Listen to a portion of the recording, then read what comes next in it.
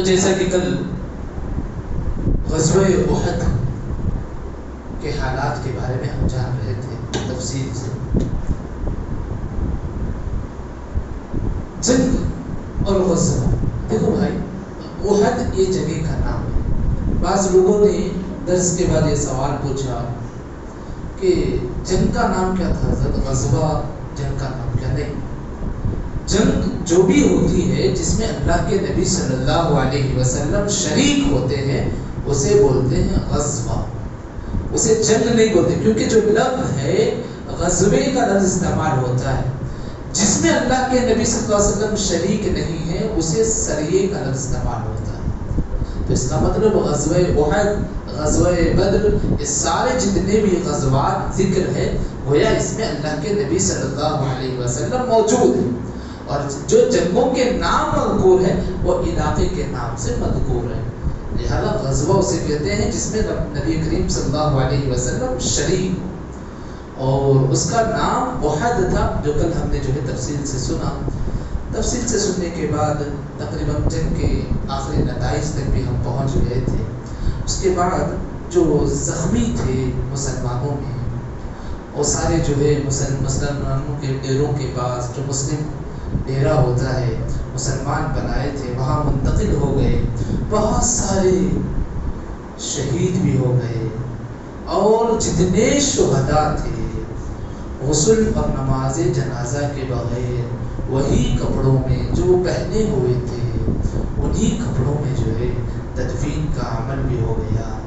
آپ صلی اللہ علیہ وسلم نے بعض قبروں میں 2 3 اصحاب کو ایک ہی ساتھ بھی جو ہے تدفین کا عمل بھی آیا تھا. اس غزوے کے بعد کئی تقریباً 70 سے زائد مسلمان مومنین جو ہے شہید ہوئے تھے اس جنگ. اس کے بعد جو ہے بہت سارے، اللہ اکبر، مصعب بن عمیر کا جو واقعہ ذکر ہوتا ہے اسی میں ذکر ہوتا ہے. حمزہ رضی اللہ عنہ کا جو واقعہ ذکر ہوتا ہے اسی میں ہوتا ہے. یہ حمزہ کون تھے؟ اللہ کے نبی کے چاچا تھے. دلاور، شجاعت بازی ایسی کہ سارا مکہ حمزہ رضی اللہ عنہ کے خوف سے تھر تھرا اٹھتا تھا. جیسے عمر بن خطاب رضی اللہ عنہ کی شخصیت ہمیں نظر آتی ہے، حمزہ رضی اللہ عنہ کی شخصیت بھی ویسی ہی تھی. اللہ اکبر، اس قدر زوردار شہسوار جب شہید ہوتا ہے، دیکھو مسلمان اور مومنین کی حالت کیا ہوتی ہے. کفن کے لیے جو کپڑا میسر ہوتا ہے، سر کو ڈھانپتے ہیں پیر کھل جاتا ہے، پیر کو ڈھانپتے ہیں سر کھل جاتا ہے. یہی واقعہ مصعب بن عمیر رضی اللہ عنہ بھی ہے. ایک ایسے صحابی ہے مصعب بن عمیر جو اسلام قبول کرنے سے پہلے مال، جائیداد، رتبہ ایسا ہوتا تھا، اللہ اکبر.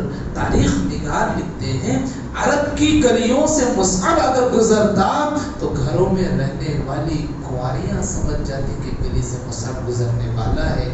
وہ خوشبو، وہ مہک، وہ تازگی، وہ بنٹھن کے نکلنا، اس قدر شاہانہ زندگی گزارنے والے صحابی رسول جب شہید ہوئے، قربان جائے، کفن کے لیے کپڑا جو میسر ہوا تھا، ٹاٹ کا میسر ہوا تھا، سر ڈھانپتے پیر کھل جاتا، پیر ڈھانپتے سر کھل جاتا. آخر کار گھاس جو عرب میں اگتے تھے، سوکھے گھاس، اس گھاس کو جو ہے پیر پر لپٹ کر کے اللہ کے نبی صلی اللہ علیہ وسلم نے تدفین کا عمل کیا. میرے بھائیوں، دیکھو یہ وہ باتیں ہیں جو ہمارے اسلاف کی قربانیاں ہیں، ہمارے اسلاف کی قربانیاں ہیں. ہم اپنی زندگی جو گزر رہی ہے، اپنی زندگی میں زندگی گزار رہے ہیں، لیکن یاد رکھو اسلاف کی قربانیاں یہ ہمارے نفس کی تربیت کرتی ہے. اللہ نے مال دیا ہے، اس کی قدردانی اگر ہمارے اندر آنی ہے تو اسلاف کی قربانیاں جاننی ہے. اللہ نے نعمتوں سے نوازا ہے تو ہمیں چاہیے کہ اسلاف ان نعمتوں کا کیسے جو ہے استعمال کیا کرتے تھے. ہمارے اسلاف جو گزرے ہیں ان کی قربانیاں کیا ہے، کس لیے انہوں نے قربانیاں دی، تاکہ دین اسلام ساری دنیا میں نافذ ہو جائے. لہذا یہ غزوہ احد کے تعلق سے مختصر باتیں آپ کے سامنے آئی تھی، تو میں نے سمجھا کہ मुख्तसरन आपके सामने रख दूं। ग़ज़वे उहद के बाद अहले ईमान से तकरीबन 2-4 दिन पहले भी बाज़ बातें पढ़े कि रब्बुल आलमीन का पैगाम अहले ईमान के नाम।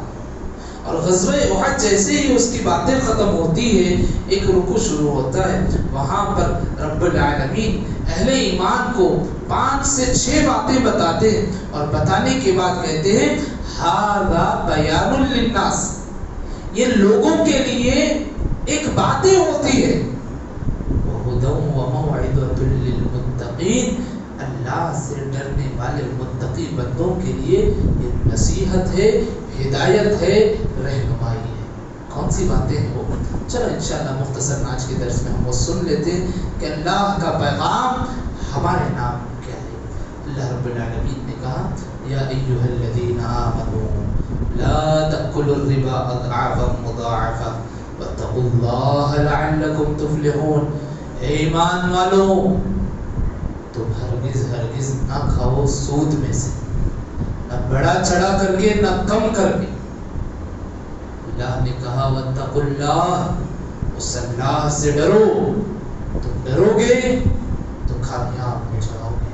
पहला पैगाम रब्बुल आलमीन का मोमिन बंदों के लिए कि सूद के चाहे कितनी भी शक्लें क्यों ना हो, रब का पैगाम हमारे लिए आया है कि हम सूद से तौबा करेंगे, उसके करीब नहीं जाएंगे, ना उसके वसाइल बनेंगे, ना उसको अपनाने के तरीके को राइज करेंगे, ना दूसरों के लिए रहनुमाई करेंगे, ना गवाह बनेंगे, ना उसमें खुद मुलव्विस होंगे, ना अपने खानदान के किसी फर्द को मुलव्विस होने देंगे। ये सूद बहुत भयानक चीज़ है जी, रब्बुल आलमीन से जंग करने के बराबर जुर्म करार दिया गया। याद रखो, जाने अनजाने में छोटे छोटे मसाइल मुश्किलात आते हैं, जाने अनजाने में छोटे छोटे मसाइल के हल के लिए आज न जाने हराम कारियों के सूद के दरवाजे खुले हुए हैं। कितने लोग ऐसे हैं जो उस पे जो है उस रास्ते पे चले जाते हैं। तौबा करो मेरे भाई। ये सूद के साथ साथ हमारे समाज में जो संगे का निज़ाम है, कितनी ख़वातीन ऐसी हैं जो उसका शिकार हो गई। मेरे भाई, एक तजर्बे की बात आपसे करो कि साल लग जाते हैं उस नहुसत से निकलने के लिए। 1-2 दिन में आदमी नहीं निकल सकता। एक दिन के मसले के हल के लिए आदमी सूद लेता है और उस दलदल से निकलने के लिए उसकी जिंदगी के साल निकल जाते हैं। लिहाजा कबीरा गुनाहों में से है, ये समाज पर जुल्म है, गुरबा पर जुल्म है। और याद रखो, अल्लाह ने हमें अच्छी जिंदगी दी है, उसके बावजूद भी कोई आदमी सूदखोर है, सूद का मामला करता है, उससे बड़ा जालिम पूरे समाज में कोई नहीं हो सकता है। इसलिए ये सूद बहुत भयानक चीज है। जिस तरीके से शिर्क भयानक है, मामले में सूद उसी तरीके से भयानक है। जिस तरीके से आदमी शिर्क करते हुए वो बेअक्ल हो जाता है कि मैं क्या कर रहा हूँ, क्यों कर रहा हूँ, किसकी इबादत कर रहा हूँ, कुछ उसे महसूस नहीं होता। सूदखोर आदमी की भी हालत यही होती है कि वो क्या खा रहा है, बच्चों को क्या खिला रहा है, सामने वालों से क्या कुछ ले रहा है, उसे कुछ महसूस नहीं होता। सिर्फ उसकी नज़रों में धुन सवार रहता है दुनिया की माल और जायदाद। मेरे भाई, ये नुक्ता मुफस्सिरीन लिखते हैं, जंगे ओहद का जिक्र जैसे ही खत्म होता है, यहाँ सूद का जिक्र हुआ। 2 आयतों को मिलाकर के फरमाते हैं, ओहद में बाज़ सहाबा इकराम ने देखा कि माले गनीमत मोमिनीन जो है ले रहे हैं, हिस्सेदारियाँ ले रहे हैं, इस वजह से मुसलमानों के हक में शिकस्ते फाश आई। मुफस्सिरीन लिखते हैं कि दुनिया में रहने वाले लोगों के लिए भी ये हिदायत है कि दुनिया के लिए तुम हराम कारियाँ करोगे, याद रखो उससे ज़्यादा दलील और रुस्वा हो जाओगे। अल्लाह हमारी हिफाज़त, अल्लाह में सही रहनुमाई फरमा दे, गैब से रब्बुल आलमीन हमारी मदद फरमा दे, गैब से हमारे मसाइल को जो है हल फरमा दे। अल्लाह से तौबा करो, सूद के जितने भी शक्लें क्यों ना हो, EMI का सिस्टम क्यों ना हो, जुए का सिस्टम क्यों ना हो, पटके का सिस्टम क्यों ना हो, संगे का सिस्टम क्यों ना, कितने ऐसी चीज़ें हैं जिसको मैं बयान करना ही मुनासिब नहीं समझता। रब्बुल आलमीन हमारी हिफाजत फरमा दे। सूद मालूम हो गया, दूर हटना ये हमारा जिम्मा हमारी जिम्मेदारी। मालूम है वहाँ आग लगी हुई है, जा कर के देखते हैं वो आग में हम जलेंगे नहीं जलेंगे, तकलीफ होगी, ये सब अपने नफ्स पर जुल्म करने से बेहतर है मालूम है आग है, तकलीफ देगी, अपने आप को बचा लेना है। सूद है, हराम है, अपने आप को बचा लेना है। अल्लाह हमारी हिफाजत फरमाए। ये पहला पैगाम है ग़ज़वे उहद की तालीमात के बाद। दूसरा पैगाम रब्बुल आलमीन ने उसी आयत में दी है, वत्तक़ुन्नार अल्लती उइद्दत लिलकाफ़िरीन, डरो उस आग से जो काफिरों के लिए तैयार की गई। देखो बहुत बड़ी बात है, आग जो बनाई गई है मुशरिकीन काफिरीन के लिए बनाई गई है, और ये बेचारे मुसलमान ईमान वाले उन जैसी हराम कारियां कर रहे हैं, तो अल्लाह का कानून ये है कि वो लोग कुफ्र करते हैं, आग उनके लिए बनाई गई है, तुम भी कुफ्र करोगे, तुम भी इनकार करोगे, तुम भी उस आग में जलाए जाओगे, तुम भी जलाए जाओगे। अल्लाह ने कहा अल्लाह की इताअत करो, रसूल की इताअत करो, लअल्लकुम तुरहमून, शायद कि इस इताअत की वजह से तुम पर रहम किया जाए, इताअत की वजह से तुम पर रहम किया जाए। बहुत बड़ी बात है, हम पर जो रहम और करम होता है अल्लाह और उसके रसूल की इताअत की बुनियाद में।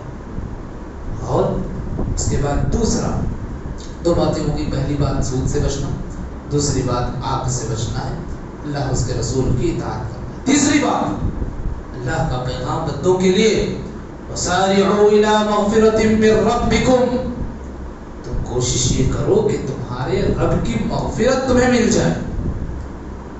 बहुत बड़ी कोशिश है। हम बिजनेस में मुनाफे की कोशिश करते हैं, दुनिया में कामयाबी की कोशिश करते हैं। क्यों करते हैं? क्योंकि ये चीजें हमारे सामने हैं। कोई आदमी माशाअल्लाह से अच्छी जिंदगी गुजार रहा है, हम समझते हैं वो आदमी कामयाब है, हम कोशिश करते हैं, दिन की मेहनतें, रात की राहतें, सुकून, चैन, आराम, माल, दौलत, घर-बार सब कुछ छोड़ देते हैं। क्यों? क्योंकि हमारे सामने ये चीजें होती हैं। और ये ग़ैबियात, रब की मग़फ़िरत, उसकी बनाई हुई जन्नत, उसकी बनाई हुई नेमतें, उसकी बनाई हुई इनामात हम नजर नहीं आ रहे, हम देख नहीं रहे, इसलिए हम कोशिश नहीं कर रहे। अल्लाह ने कहा तुम कोशिश करो तुम्हारे रब की मग़फ़िरत के लिए, तुम कोशिश करो उस जन्नत को हासिल करने के लिए जो मोमिनीन के लिए बनाई गई है, जो मुत्तक़ीन के लिए वादा किया है। देखो दो बातें, इससे पहले की आयत में क्या बात आई? आग किसके लिए बनाया गया? जन्नत किसके लिए बनाई गई? मोमिनीन और मुत्तक़ीन। तो लिहाजा कभी भी हम उस उसूल को नहीं तोड़ेंगे कि मोमिन है तो हम हकदार बनेंगे जन्नत पाने की कोशिश करेंगे, रब की मग़फ़िरत की कोशिश करेंगे। ऐसे नहीं करेंगे, हम मोमिन है, मुसलमान है, काफिरों वाला काम करेंगे तो हमारा अंजाम भी वही हो जाएगा। अल्लाह हमारी हिफाजत फरमाए। तीसरी बात, पहले सूद से तौबा, दूसरा जो है जहन्नम से, आग से बच करके अल्लाह उसके रसूल की इताअत। तीसरी जो चीज़ है, इसकी कोशिश करना है रब की मग़फ़िरत और जन्नत हासिल करने की कोशिश करना है। इसके बाद चौथी जो तालीम रब्बुल आलमीन की हमारे लिए है, क्या तालीम है? ये वो आला किरदार है जो हर कसो नाकस कर नहीं सकता है, वही आदमी करेगा जिसके अंदर ईमानी जज्बा होगा। क्या कहा गया? अल्लज़ीना युनफ़िक़ूना फ़िस्सर्रा वद्दर्रा, कि ये अल्लाह के रास्ते में मुश्किल हो, तंगी हो, आसानियाँ हो, फरावानी हो, दोनों हालतों में रब के रास्ते में खर्च करते हैं।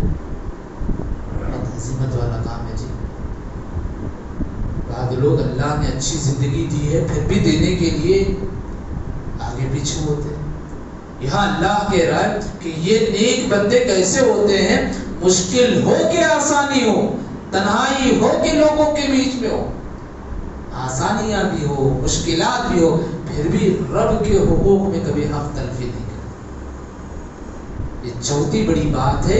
इसी चौथी बात में कहा गया इसका ताल्लुक बंदों के जज्बात से, ये अल्लाह की राह में खर्च करने का ताल्लुक इससे बंदों के जज्बात से। और इस जज्बात की बात में तीन बातें अल्लाह ने कही है। सबसे पहली बात कि खर्च करना मुश्किल हो के आसानियां रब के रास्ते में। नंबर दो, दूसरी बात वल काज़िमीन अल गैज़, غصہ آ رہا ہے غصے کو پی جاؤ، غصہ آ رہا ہے غصے کو پی جاؤ۔ اللہ اکبر، کتنے واقعات جی، کتنے حادثات ہمارے محلے میں ایک غصے کو لے کر کے کتنے لڑائی جھگڑے ہوتے۔ اللہ والکاظمین الغیظ، غصہ آ رہا ہے غصے کو پی جاؤ۔ اسی لیے بولا جذبات سے تعلق رکھنے والی باتیں ہیں یہ، غصے کو قابو کرنا۔ اللہ کے نبی نے کیا کہا؟ پہلوان وہ نہیں جو کسی کو پہچانتا، پہلوان وہ ہے جو اپنے غصے کو قابو کرے۔ غصے کو قابو کرو، حکمت، دانائی، علم کی روشنی میں فیصلے کرو، غصے کو پینے کی صفت پیدا کرو، جذباتیت کی روح میں ہرگز نہ بہو۔ یہ بہت عظیم صفت ہے۔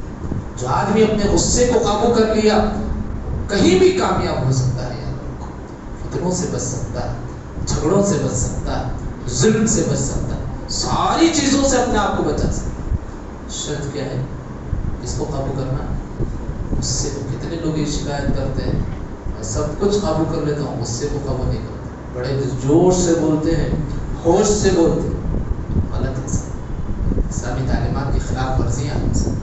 تمہارا غصہ بچا ہے، احادیث میں بتایا گیا غصے کرنے والوں کے اقسام۔ بعض لوگ ہوتے ہیں جنہیں جلد غصہ آتا ہے جلد چلا جاتا ہے، بعض ہوتے ہیں تاخیر سے غصہ آتا ہے تاخیر سے چلا جاتا ہے، بعض ہوتے ہیں جلد غصہ آتا ہے تاخیر سے جاتا ہے، بعض ہوتے ہیں تاخیر سے غصہ آتا ہے تاخیر۔ مسلم کی حدیث ہے، اللہ کے نبی نے غصے کی کیفیت بتائی کہ بندوں کو یہ غصے کی کیفیت آتی ہے، ہمیں چاہیے کہ اس غصے کو قابو میں رکھیں۔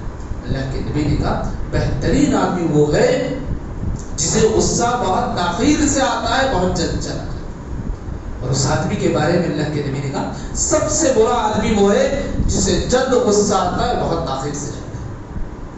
تو لہذا یہ غصہ بہت بھیانک چیز ہے، ہمارے درمیان دراڑیں، فتنے، فساد سب پیدا کر دے گا۔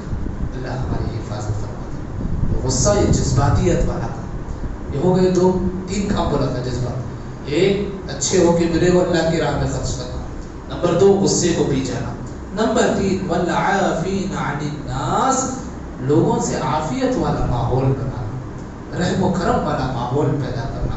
ایسے نہیں کہ فلاں آدمی میرے پاس کام کر رہا ہے جھڑک رہا ہوں، گالی دے رہا ہوں، کٹ کے مار رہا ہوں، نہ جانے کیا کیا کر دیتا ہوں۔ اللہ کتنے ایسے کیا عفو درگزر کا ماحول ہمارے پاس ہے، اور جو کام کرتا ہے وہ بغاوتیں کرتا ہے اپنے مالک کی۔ اللہ اکبر، یہ پورا سسٹم ہمارا بدل گیا۔ والعافین عن الناس، لوگوں سے عفو درگزر والا، عافیت والا ماحول بنا۔ یہ تین باتیں ہیں جس کا تعلق آدمی کے جذبات سے ہے۔ اس کے بعد رب العالمین نے کہا واللہ یحب المحسنین، جو بندے احسان کرنے والے ہوتے ہیں رب العالمین انہیں پسند کرتا ہے۔ اللہ ہمیں اپنے محبوب بندے میں شامل فرما دے، آمین۔ اس کے ساتھ پانچویں جو بات ہے، پہلی بات سود، دوسری بات آگ سے بچ کر اطاعت، تیسری بات مغفرت اور جنت حاصل کرنا، چوتھی بات اچھے ہو برے ہو سب میں جو ہے اللہ کی راہ میں خرچ کرنا، غصے کو پی جانا، عافیت والا ماحول بنانا۔ پانچویں جو بات ہے الذین اذا فعلوا فاحشہ، دیکھو یہ بہت نکتے کی بات ہے۔ انسان ہے جذبات میں بہہ جاتے ہیں، گناہ ہو جاتے ہیں، کسی سے ایسی بات ہو جاتی ہے جو فحش باتیں ہوتی ہیں۔ دیکھو اللہ نے کیا کہا، یہ بندے جب فحش باتیں ہو جاتی ہیں، ناشائستہ باتیں زبان سے نکل جاتی ہیں، ایسے نہیں کہ وہی بات کو مدعا بنا کر کے بار بار بحث و مباحثہ کرتے رہے، ہنسی مذاق کرتے رہے۔ اللہ نے کہا فحش باتیں زبان سے نکل گئی، او ظلموا انفسہم، کبھی گناہ کر کے اپنے نفس پر ظلم کر لیا، بندے کی کیفیت کیا ہوتی ہے؟ ذکروا اللہ فاستغفروا لذنوبہم، فوراً اللہ کو یاد کرتا ہے، توبے میں گر جاتا ہے، استغفار کرنے لگتا ہے۔ یہ عمل بہت ضروری ہے بھائی، بہت ضروری ہمارے نفس اور گناہوں کے تزکیے کے لیے۔ اللہ نے کہا وَمَن یغفر الذنوب الا اللہ، تمہارے گناہ کو کون معاف کرے گا جی اللہ کے علاوہ؟ ہے کوئی معاف کرنے والا؟ صرف رب ہے جو ہمارے گناہوں کو معاف کر سکتا ہے، صرف اس کی طاقت ہے، اس کی قوت ہے ہمارے گناہوں کو معاف کرنا۔ لم یصروا علی ما فعلوا، کوئی غلطی ہو گئی اس پر مت جم جانا، غلطی کو مانو، توبہ کرو، استغفار کرو، ہم یعلمون، تمہیں چاہیے کہ اپنی غلطیوں کو سدھار سکیں۔ میرے بھائی اتنی باتیں ہوئی، اللہ نے اس کی بات کہا اولئک جزاؤہم مغفرہ، یہ سارے بندے اگر اعمال کی طرف توجہ دے لیں گے، معلوم ہے ان کا بدلہ کیا ہے؟ ان کے رب کی جانب سے مغفرت ہے، ان کے رب کی جانب سے جنت ہے۔ کیسی جنت؟ تجری من تحتها الانہار خالدین فیہا، جن کے نیچے سے نہریں بہہ رہی ہوں گی، نہروں کے اوپر ان کے باغیچے محلات ہوں گے، اور یہ کب تک رہیں گے؟ خالدین فیہا، ہمیشہ ہمیشہ وہاں ہے۔ 20 سال 30 سال 60 سال 100 سال کی زندگی نہیں، ہمیشہ کی زندگی، جہاں نہ بڑھاپا آئے گا، نہ کمزوری آئے گی، نہ لاغری آئے گی، نہ مجبوری آئے گی، نہ بے کسی آئے گی، کچھ نہیں۔ ایسی زندگی جو ملنا ہے، جو چاہنا ہے، جو مرضی ہے، رب سے دعا کرو، سب حاضر۔ اللہ ہم سب کو وہ عظیم نعمتوں سے مالا مال فرمائے۔ اللہ نے کہا وَنِعْمَ أَجْرُ الْعَامِلِينَ، ایسے کام کرنے والوں کے لیے اس سے بہتر اجر کیا ہو سکتا ہے؟ اس سے بہتر اجر کیا ہے؟ لہذا رب العالمین نے یہ باتیں ہمارے لیے کہی ہیں، لہذا ان باتوں پر چلنا، عمل کرنا، زندگی کا حصہ بنانا، یہ ہماری ذمہ داری ہے۔ اللہ نے کہا اگر ان باتوں کی کوئی پابندی کرتا ہے وَلَا تَهِنُوا وَلَا تَحْزَنُوا وَأَنْتُمُ الْأَعْلَوْنَ، نہ غم ہے، نہ دکھ ہے، نہ افسوس ہے، تم بھی سربلند رہو گے اگر تم صحیح ایمان والے ہو۔ کوشش یہ کرو کہ صحیح معنوں میں ہم ایمان والے بنیں۔ اللہ رب العالمین ہمارے ایمان کو تازہ رکھے، اللہ رب العالمین ہمارے ایمان کو تازگی بخشے۔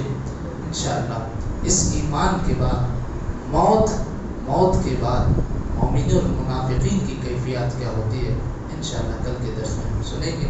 رب العالمین ہمیں کہنے سننے سے زیادہ ایمان والی زندگی میسر فرما دے، مومنانہ زندگی عطا فرما دے، تعلیمات اسلامی پر چلنے کی توفیق نصیب فرما دے، سنتوں پر چلنا ہمارے لیے آسان فرما دے، خرافات بدعات کے دروازے ہمارے لیے مکمل بند فرما دے، آزمائش، مصیبت، مسائل، قرض، یہ سارے مسائل سے رب العالمین ہماری حفاظت فرما دے۔